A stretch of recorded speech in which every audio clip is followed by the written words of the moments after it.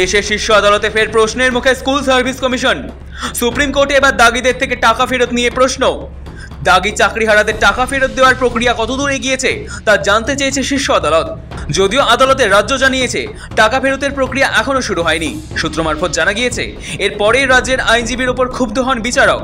কবে কিভাবে টাকা ফেরতের প্রক্রিয়া শুরু হবে তা জানানোর নির্দেশ দেওয়া হয়েছে শীর্ষ আদালতের তরফে।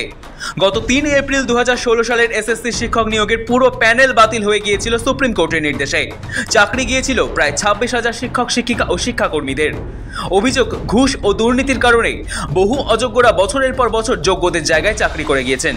কিন্তু এই দাগি শিক্ষক শিক্ষিকাদের নিয়ে আলোচনা তুঙ্গে। হাইকোর্ট নির্দেশ জারি করে জানিয়েছিল চিহ্নিত যত বেতন পেয়েছেন তার 12% সুদ সহ টাকা ফেরত দিতে হবে। এই নির্দেশ বলবৎ থাকে সুপ্রিম কোর্টেও।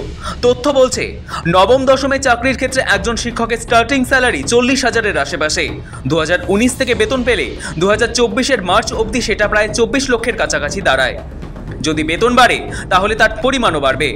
এর ওপর 12% সুদ বসালে প্রায় 27 লক্ষ টাকার আশেপাশে ফেরত দিতে হবে। একই সঙ্গে একাদশ দ্বাদশের ক্ষেত্রে স্টার্টিং স্যালারি 44,000-এর আশেপাশে। 2019 থেকে বেতন পেলে 2024-এর মার্চ অবধি সেটা 26 লক্ষের কাছাকাছি দাঁড়ায়। সেই হিসেব মতো 12% সুদ হারে তাদের 30 লক্ষ টাকা ফেরত দিতে হবে। গ্রুপ সির ক্ষেত্রে চাকরির একেবারে শুরুতে বেতন 26 থেকে 27,000 টাকা। স্টার্টিং স্যালারি ধরে হিসেব কষলে 2024 অবধি 16 লক্ষ টাকার আশেপাশে হবে। এখন তাদের ফেরাতে হবে প্রায় 18 লক্ষ টাকা।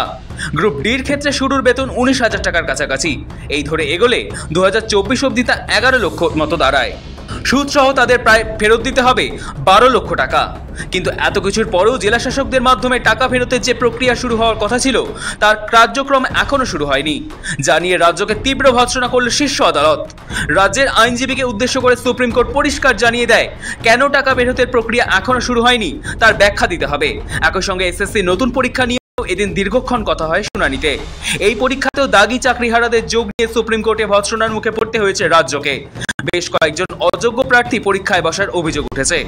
এবার তা নিয়েও রাজ্যের ব্যাখ্যা চেয়েছে শীর্ষ আদালত। ব্যুরো রিপোর্ট, সময়, কলকাতা।